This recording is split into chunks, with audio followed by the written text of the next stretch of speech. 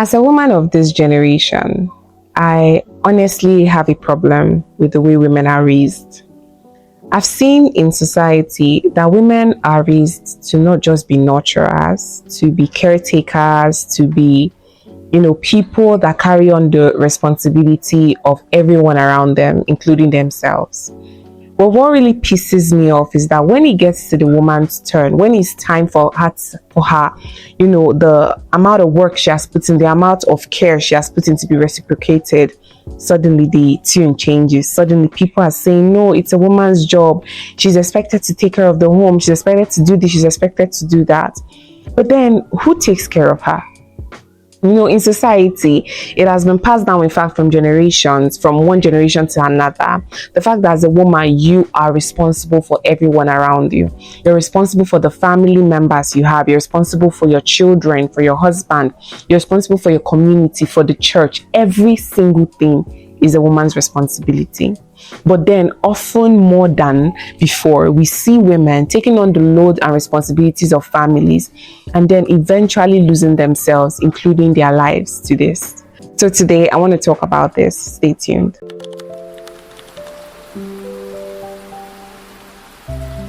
As women, we are raised to carry everyone's responsibility, to carry everyone's problems. We are raised to keep the peace in homes. We are raised to ensure that everything is going well. We are raised to ensure that food is, on the table.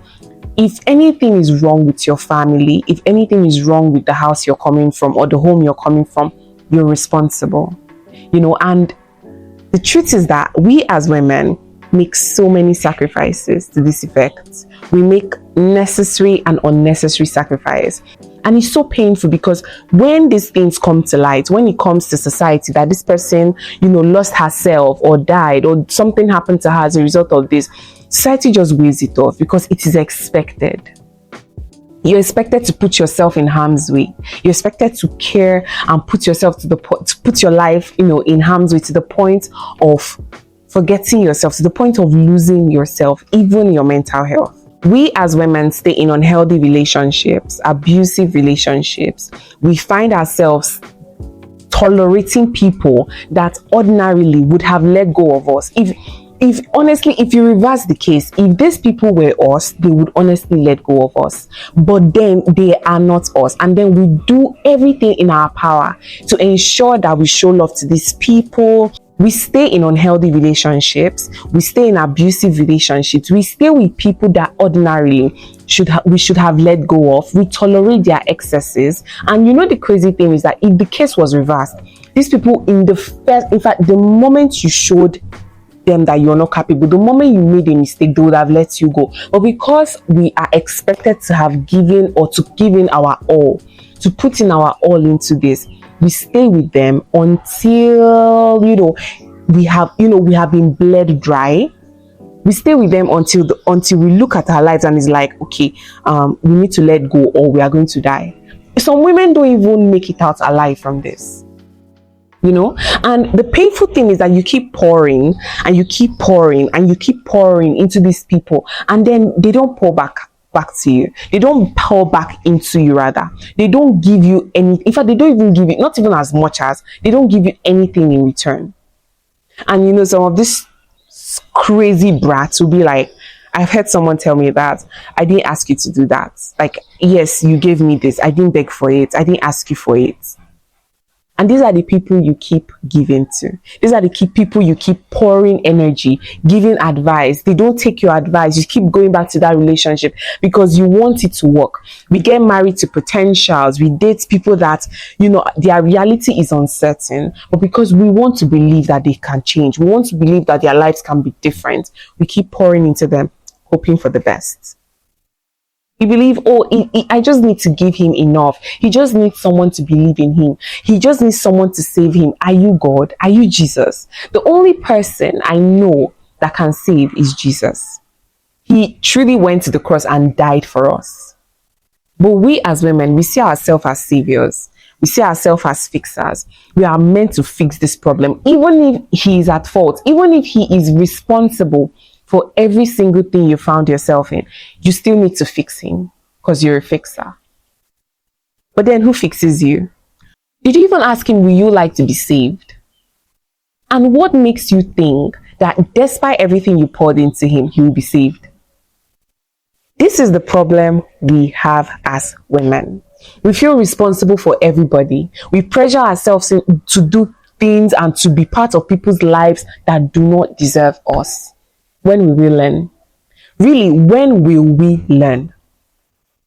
When we would take the initiative to say, okay, enough is enough. I'm setting this boundary. I am tired and I'm working out. A lot of women lose themselves in the process of saving. And you know the crazy thing, the moment you die, he moves on. The moment you die, society moves on.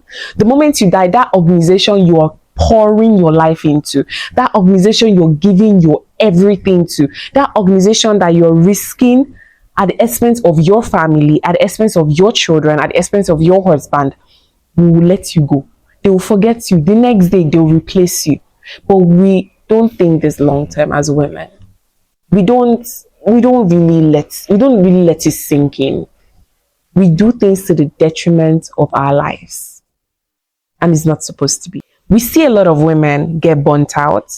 We see them resentful. We see them angry at society, angry at themselves, angry at their husbands. We see them emotionally exhausted, stressed, going through one mental breakdown or the other, depression, anxiety, all because of what we have done, all because of we are responsible for this, because we only let them work on us because we worked on ourselves. We only let them trample on us because we trampled on ourselves.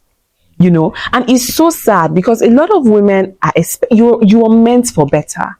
You are expected to be better. There is so much you can do to make your lives better. But because we want to give it our all, we want to pour so much into these people. We want to be responsible for their growth and development and for everything. We want to make sure that their lives turn out well. When they don't want their lives to turn out well, we feel we're responsible for the decisions they make. We're responsible for the actions they take, the good and the bad. We're also responsible for the consequences of those actions. I need to ask you, sis, when will you stop? When will it end? When will you stop pouring into him and he finally pours back into you? When do you finally tell yourself that, okay, at this junction, I need to let go? When will it happen? We see a lot of cases of women on social media that before marriage or before relationships, they were glowing, they were sparkly, you could see the light in their eyes, they were beautiful. And the moment they get into these relationships or into these marriages, they lose the light in their eyes.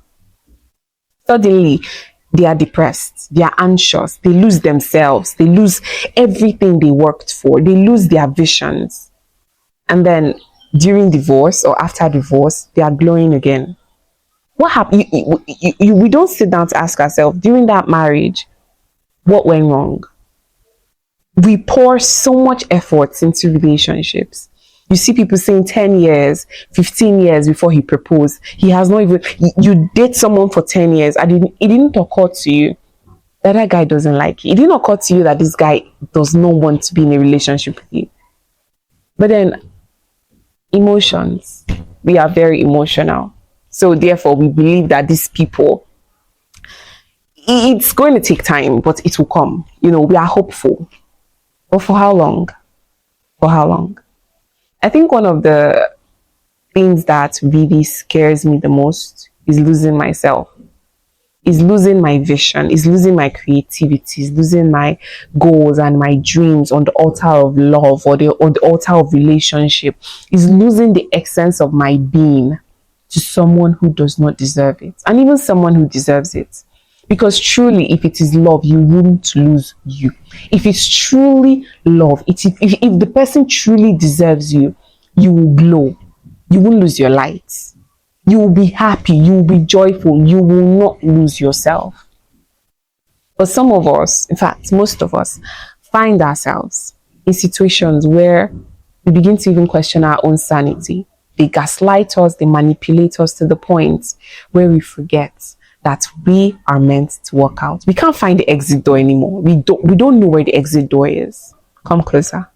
Loving someone does not mean you're responsible for their lives. Loving someone doesn't mean you're responsible for their choices. Loving someone does not mean you have to take on the consequences of their choices. Loving someone means encouraging them. It means supporting them. It means giving them the space to grow and develop. It means setting boundaries. It means respecting them. It means if they make mistake, allow them face the consequences of that mistake. It means listening to them. It means praying for them. But do not ever get lost in the process. Do not ever lose yourself in the process. Do not ever forget the essence of yourself. Do not ever forget the essence of yourself. Loving someone should not be that hard.